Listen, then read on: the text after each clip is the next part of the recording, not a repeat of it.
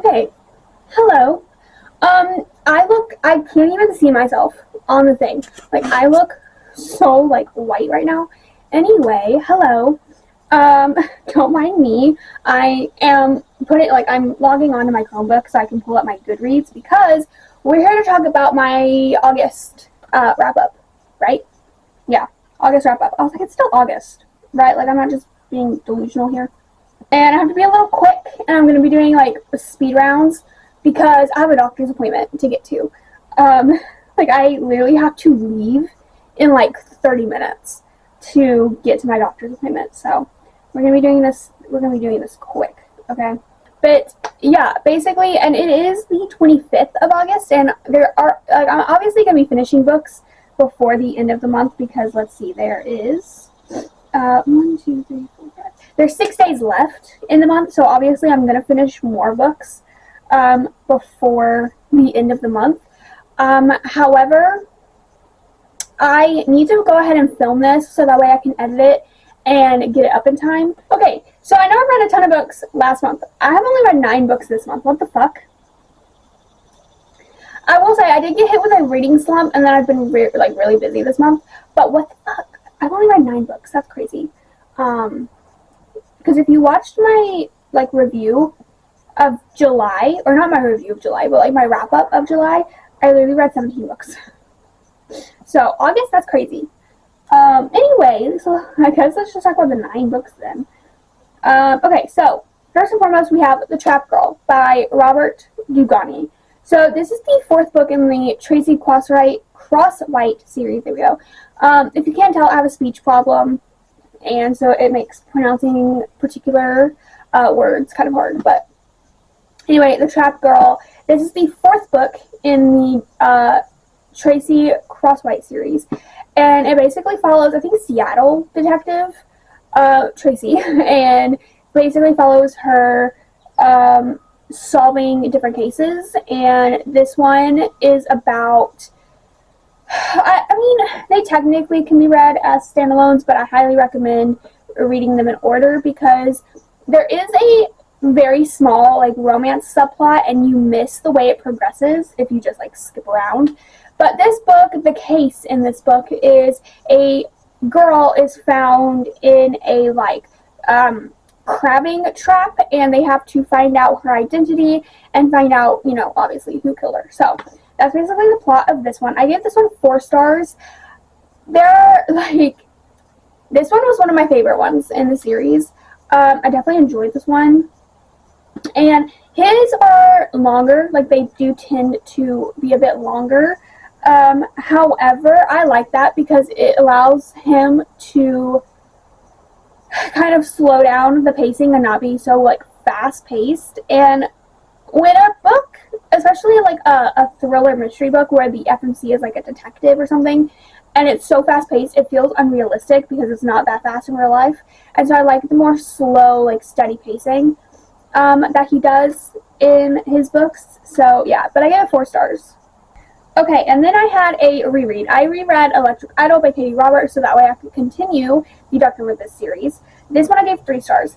Now, going back on it, or looking back on it, I'll probably bump it down to a 2.75 just because I enjoyed this on the first read, but I feel like I didn't care for the plot and I didn't care for the characters enough to care about a reread, and so it just felt boring rereading it versus Neon Gods, which I also reread, not this month, but I think in June. Yeah, I think I reread it in June, but that one didn't feel boring because I like the characters, but this one just it felt kind of boring, and I just don't think I cared enough for the characters to care about a reread. And so it was just I don't really give a fuck what's happening kind of thing. And then it was also I'm bored because I know I'm staring off into space. Oh my god, it's just one of those days. But it's also it was kind of I know what's going to happen, and I don't care about these characters enough to, reread what happens to them, so I didn't really care. So, but, I gave it 3 stars. Looking back on it, though, I'll probably give it, a 2.75. Okay, And then I read Bound by Willow Winters. I gave this a 3-star. This is the 5th and final book in the Highest Bidder series by her, or by them. And this one follows the club owner Lynn and her ex Dominic. I think Gabriel is his name. And it basically is Second Chance, and it shows a lot of like flashback scenes. This one was fairly short. It was like 200 something pages. And I feel like if it was longer, it might have been like rated a bit higher. This is definitely my favorite book of the entire series. But again, 3-star. It just felt too short, and it felt like there was just more flashback scenes of their relationship than scenes of them like in the present, like rebuilding their relationship. And it kind of felt like they just like went back to like the same thing but just altered like immediately. And I wish like they would have been more groveling. I wish there would have been like more of them like figuring it out in the present. And so, but that's why it's a 3-star. But I did enjoy it, and it was entertaining, and it was my favorite of the series. And I enjoyed the flashback scenes, and I enjoyed the like other subplot of it, which I did guess the twist. But in romance, I expect myself to guess the twist, so I don't get like mad or anything when I do. Okay, and then I had another reread. Then I reread Killer Instinct by Jennifer Lynn Barnes. This one I reread. This one's the second book in the actual series. This one I can't tell much about the plot because it spoils the first book. So, but I do have an entire reading vlog where I talk non-spoiler, and then I'll have a section at the very end where I talk about spoilers. So that way you can, have both, or just have the non-spoiler for now. But yeah, this one I gave 5 stars. I loved this reread, and it's just so fun, and I love being in that universe, and I love being with those characters. And the pacing is everything, the cases are everything, and they have such like plot twists that are so good that like I should be able to guess, but I don't. So like it's weird. But yeah, I love that one. So 5 stars. Okay, then hello. Nice to grade, and now we've got classes together. This is not. Sorry. I have Hulu open in another tab, and it just started playing. Okay, anyway, then we have something more like complicated. So we have Unravel Me, but we also have hello, I can't speak today. Which I don't blame myself because I am very tired. Like I have maybe 4 hours of sleep in my body, so I'm like working on fumes today. Anyway, so we have Unravel Me, and then we have Fracture Me that we are about to talk about. So Unravel Me first, because obviously I read Unravel Me first. So Unravel Me, I gave 3.25 stars. Now, if you saw me review Shatter Me in my July wrap-up, I did indeed give it a 3-star. However, I have changed it to a 2.75, okay? But this one I'm going to give a 3.25. So as you can see, a very good jump in rating. This one was more entertaining. This one had a lot more plot in it that wasn't only based on the love triangle. So there's more plot in general. There's a lot more Kenji, which I fucking loved. So like Kenji made it for me, okay? Kenji did it for me, okay? And then Warner, we had more Warner in this one, and then we found out some crazy shit about Warner and some crazy shit about Adam. But this one still did focus a lot on the love triangle. Like, she was very, like, back and forth between, between, Adam and Warner. But then she was also, like, very, like, she would make the tiniest bit of progress, and then Adam would come back in and he would just, like, put her right back to the start, which I fucking hated. And so it's, like, that shit pissed me off. Adam still pissed me off. But there was a lot more plot. It was way more interesting. It was easier to get through. Like, it was easier for me to read. It did take me a while to read it because I was doing a buddy read. So we were reading at a slower pace. But I'm definitely intrigued for the third book. And I'm really hoping that we get a lot of character growth from Juliet in the third book, and that she's a bad bitch who goes for revenge, okay? That's all I can say about that. And let's see, what else is there to say? I feel like that's it. So let's go on to Fracture Me. Fracture Me, why the fuck was this a novella? Like, I get why it was a novella, because it does add to the story. So, like, if you're wondering if you should read the novellas, yes, you should.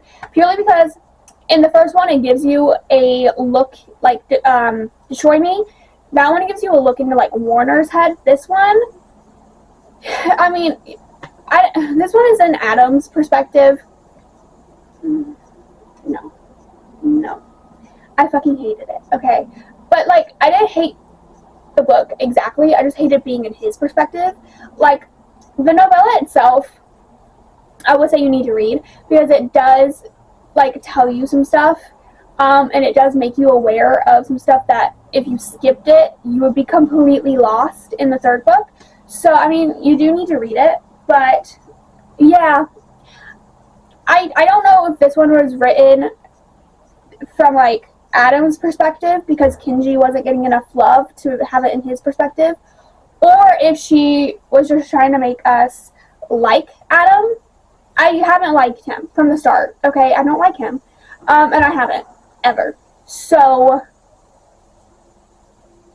I feel like someone's about to bust into my house, because my anxiety is all over the place today. But, yeah, I'm not rating it because it's a novella, like, and you might be like, oh, well, you've rated other novellas. Yes, I have. But this one is literally 62 pages, so I'm not going to rate it because it's just so short.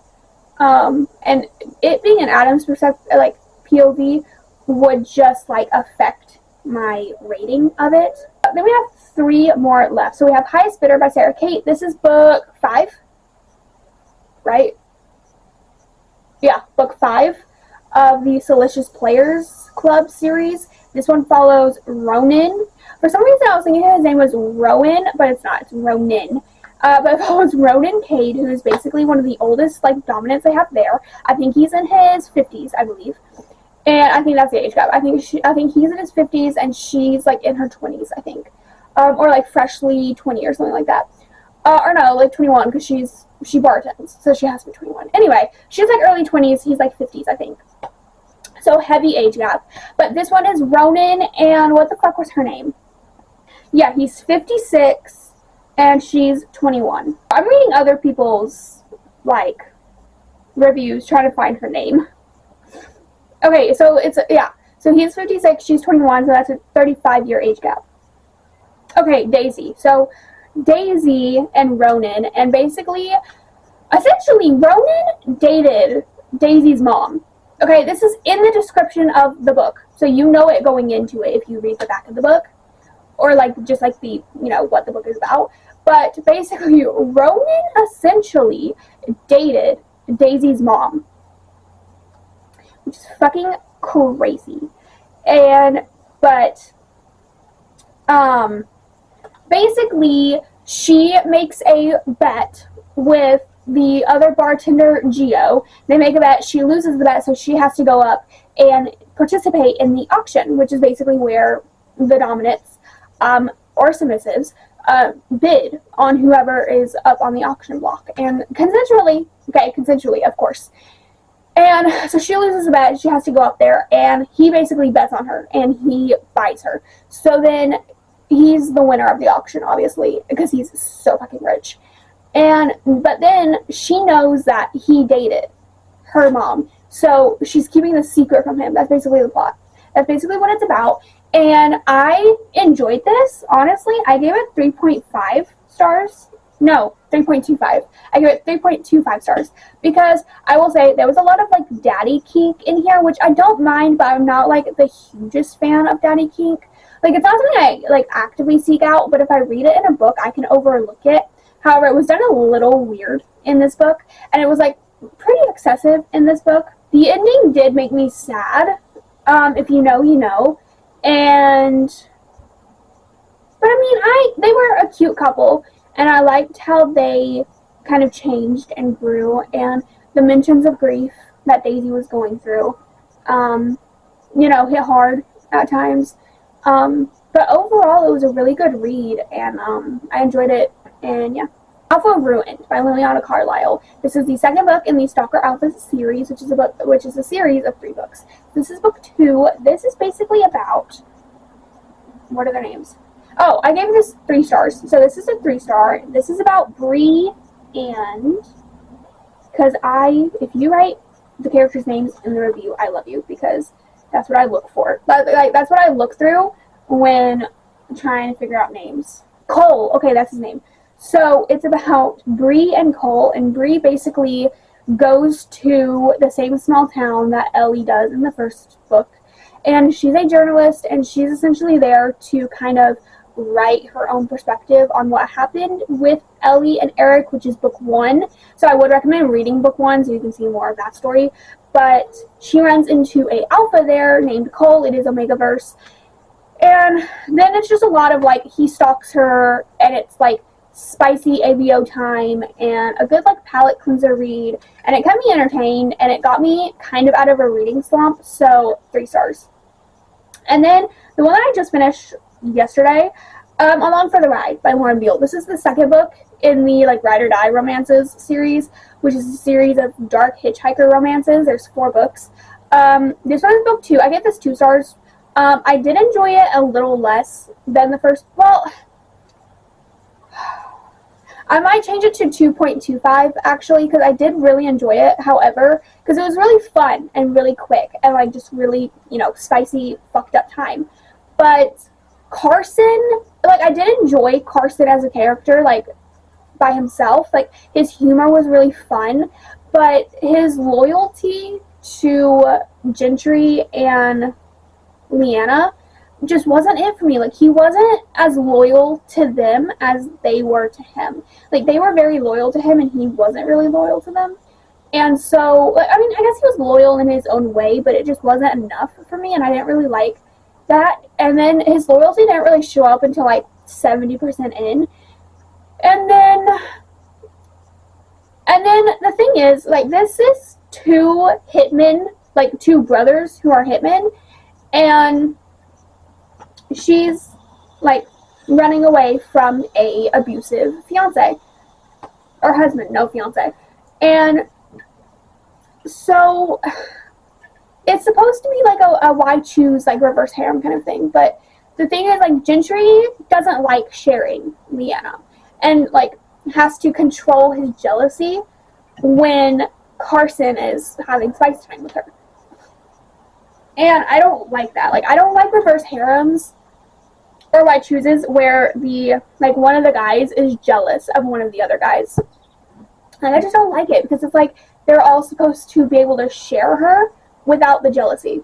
Like, it just seems unnecessary, but yeah. And then I don't know. I mean, the plot was really fun, and I mean, the characters annoyed me at times, like I'm sure most characters do. But I mean, overall, it was a fun read. So yeah, I'm gonna change my rating to a 2.25. But yeah, overall, I enjoyed it. Just wasn't, like, exactly my cup of tea, but it was a really, like, good dark palate cleanser. It did take me a long time to finish it, though, because a reading slump, and then I got busy, so yeah. Okay, anyway, I have to go now, because I have to go to my doctor's appointment. I literally have to go get my shit and leave, so that's what I have to go do. So I'm gonna go do that, and yeah, I'm going by myself today, and, like, I've never went to the doctor's office by myself, and I'm just going on a little rant. If you don't want to hear the rant, you can leave. Like, thank you for watching. But this is my first time going to the doctor's office, like, alone, and so I'm, like, a little anxious about it, which is, like, why my anxiety is all over the place today, because I'm like, I've never done this before, and it's, like, making me a little anxious. So that's why I'm, like, staring off into space and, like staring off at one spot while I talk, and, like, my anxiety is all over the place. And so, but I just have to, like, remind myself, and I want to, like, say this to you in case, like, you have anxiety too. Like, we can't let anxiety control our lives and, like, control what we do, because if we let our anxiety control us, control our life, we won't live life to the fullest, and, like, we won't live life the best we can if we do that. So we just have to, like, overcome whatever gives us anxiety. And yeah, okay, that was unnecessary advice, but there we go. And yeah, that's it. Thank you for watching. Any other books that I read this month, in the next 6 days, I will just review in my September wrap up, so you'll still see what I think of them. But I'll just put them in my September wrap up. So I hope you guys enjoyed, and I will see you guys in the next video.